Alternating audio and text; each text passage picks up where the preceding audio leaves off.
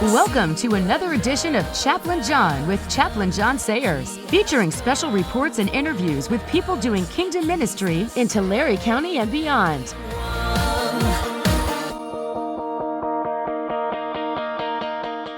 And now, here's Chaplain John.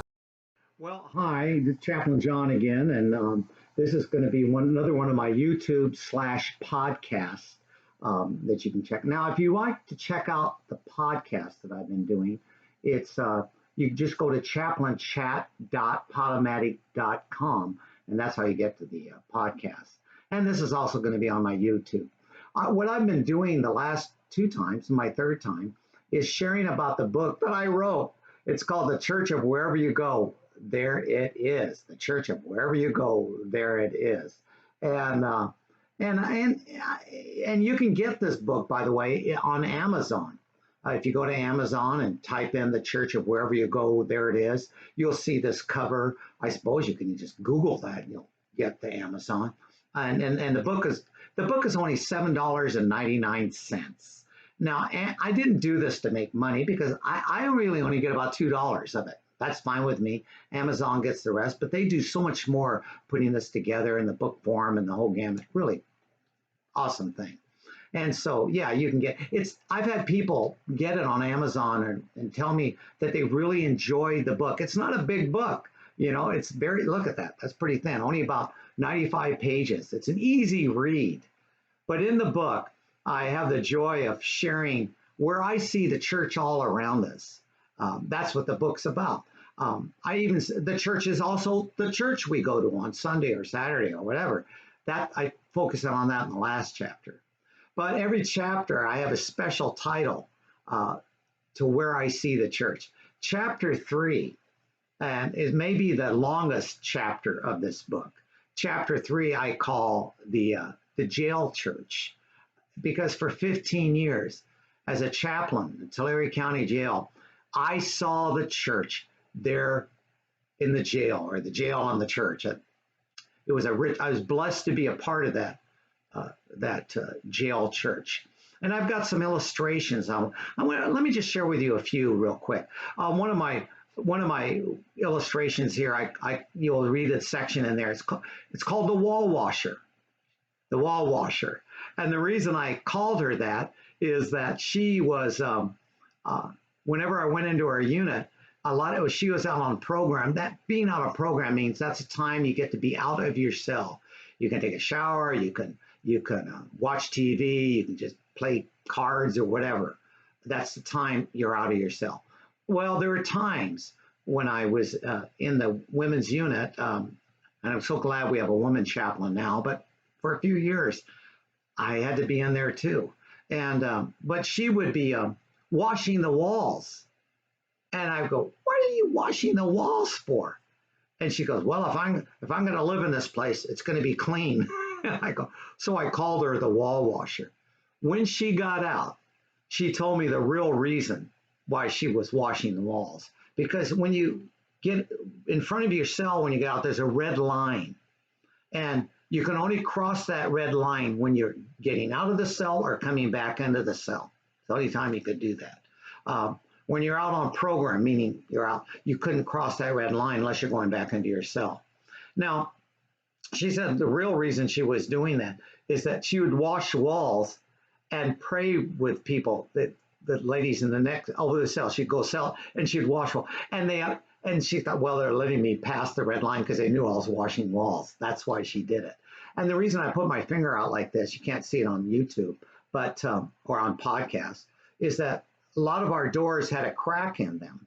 And when you went in to pray with them, if you're a volunteer, chaplain, or whatever, or the wall washer, sometimes you need to connect. You would just touch each other's fingers. And that's how you prayed. Powerful. And so that's why she was doing it. Well, when the wall washer got out, she became, I was fortunate to see a lot of inmates get out, not only start a relationship with Jesus or have a relationship with Jesus in jail. When they got out, where they had a powerful effect on our community. The wall washer still does. We have a park in Visalia called the Oval Park. At one time, it was the big drug park. It's where all the druggies hang out. And the wall washer wanted to do something special. She wanted to have a Christian event in the park where she would invite speakers, would have a platform, people would give their testimony. We had people singing songs. We had people that were giving out food free, clothes, jackets, toys for the kids, Christmas in the park. And and she asked me if I could be one of the speakers. I wasn't real comfortable with that. I'm comfortable being in the jail. That's my comfort zone. But giving a testimony out at the park, well, you couldn't argue with a wall washer, and I couldn't argue with her either. So I came there, and I had about a half hour or so before I was going to get on. There was somebody singing and all this before I was scheduled, and I had to go to the restroom. Well, they had a bathroom in the center of the park. And I said, well, I'm going to go to the bathroom. And the wall washer said to this big, strong, tough guy, big guy, he says, you take Chaplain John to the restroom. And I don't need anybody to take me to the restroom. And she looked at, he's going to take you. And the big, strong guy said, you're not going to argue with her, Chaplain. I'm not going to argue with her. Let's go to the restroom. So here it is. He's taking me to the restroom. Well, when we got closer to the restroom, I was so glad because around that restroom, there were people shooting up drugs, the whole gamut. And I was a little frightened. So when I went into the bathroom, he's standing out with the bathroom, like my bodyguard, right? And I was really glad he was out there because I sure could go a lot easier when I knew he was out there. Well, when we went back, she said, are you glad now that I sent that guy with you? And I said, yes, I'm glad. Well, the wall washer, she does great ministry even today.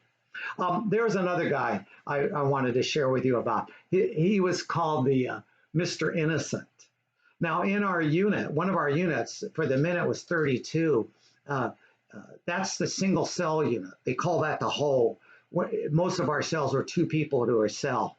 And when you program getting out of your cell, you cannot program with anybody else. You were in there for more violent crimes or protective custody or whatever. And he was in there for about 2 years waiting for his trial. When I first saw him, I went up to his cell. And when I went into 32, no one was out on program and they had to be locked down. So I would go door to door and say, hey, I've got Bible studies for you, like a prayer, like to share with the chaplain. And again, we'd do the finger prayer. And he said to me, Chaplain, I need to tell you something. I said, well, what's that? He goes, well, I'm innocent of the crime that they said I committed. Now, a lot of people would say they're innocent. By the way, some of them are. Well, for 2 years, I visited. I called him Mr. Innocent. Okay, not to his face, but I was thinking, oh, there's Mr. Innocent. And I saw in the paper one morning, I'm at the jail, looked at the paper. There's a picture, was front page. He was innocent. They did some DNA testing. He was wrongly accused for 2 years. He was in the hole. Wow. And as he was when he got out, he was changing it. He changed into his street clothes. Somebody was going to come pick him up. And I saw him and I go, man, you were innocent. And he says, well, I told you I was. I go, yeah, okay. But I bet when you get out, you're going to find some lawyer. You're going to make some big bucks suing for these wrong charges. Boy, you're going to make some big money. Now your lawyer will make big money, but you will too. Wow. And he says to me, Chaplain, I'm not going to sue anybody. I go, why? Don't you know what I was doing when I was in there for the last 2 years? And I did know. When he was out on program, he was going cell to cell, staying behind the red line. He should have washed the walls, but staying behind the line. Say, hey, can I pray with you? Can I help you with the Bible studies? Can I pray with you? He was more the chaplain than maybe I was. You see, I was in there. I was lucky to get in there every other week. He was in there every day. He lived in there. And I said, yeah, I know what you're doing. He said, don't you think God knew I was there? I go, well, yeah. Don't you think God wanted me there? I go, yeah. Boy, reminds me of another person who was innocent, thrown in jail a lot. I think they called his name Paul, didn't they? Well, that was Mr. Innocent I met. The duking out guy. Got to tell you about the duking out guy. I would go cell to cell. Now, he was in a 2-person cell. And whenever I went cell to cell, I'd go, Chaplain John, chaplain in the house. I would do that because the one freedom inmates have in that place is that inmates did not have to see a chaplain. If they didn't come to their cell, I would walk by. When they came to their cell, that would be them inviting me into their living room. Same thing with our volunteers. If they didn't have to go to Bible studies, but when they came to their cell, sometimes I'd walk by. This guy came to a cell first time I met him. He says, "You're the chaplain?" I go, "Yeah." And he goes, "Well, I want to tell you something. I'm pissed off with God, and I don't believe there is a God," which I thought, that's interesting.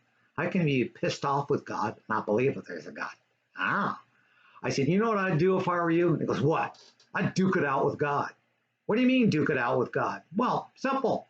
Write down what you're feeling. Write down what you're saying. The Bible is full of a lot of passages where guys are duking it out. We call those lamenting. They're being real with God. They're mad. They're angry. Hey, I think of the book of Job.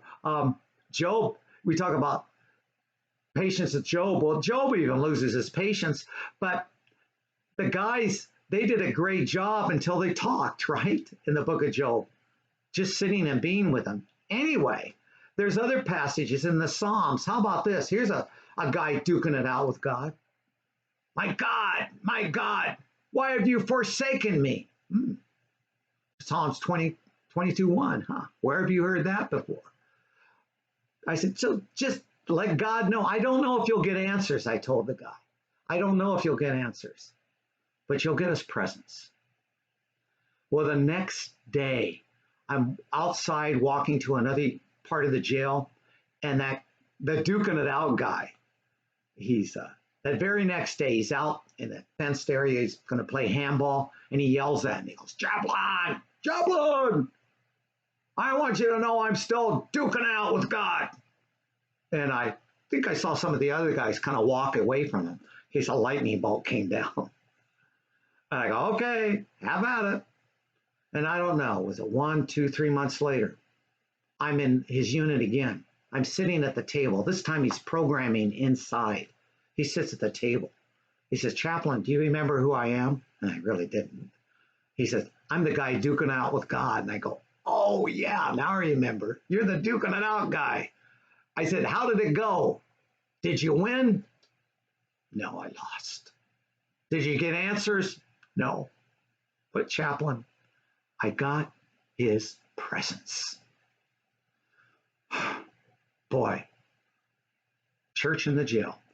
When we lament, be real with God. I can't guarantee you'll get answers, but I will guarantee you'll get his presence. That was the duking it out guy in the jail church. One last one.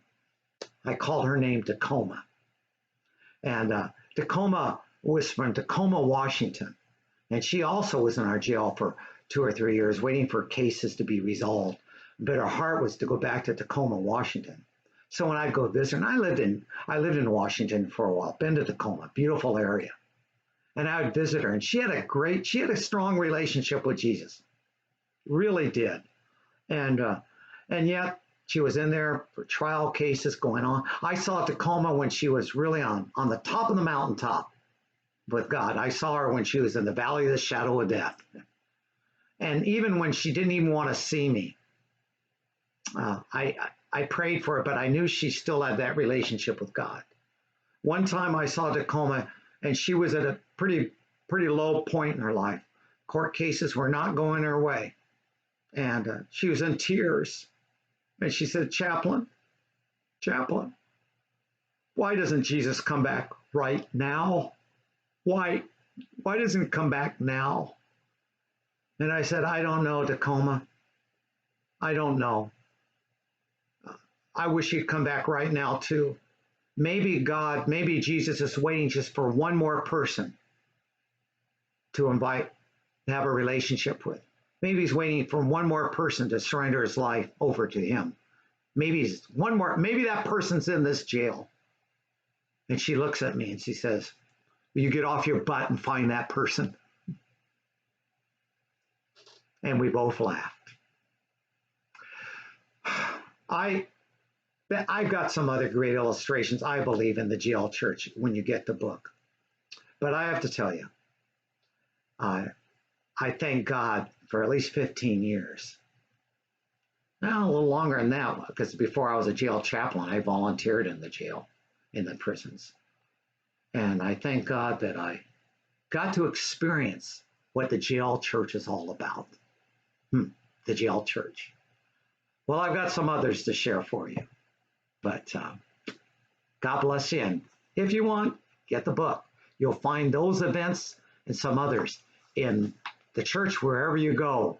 There it is. And you'll find that in chapter 3, the jail church.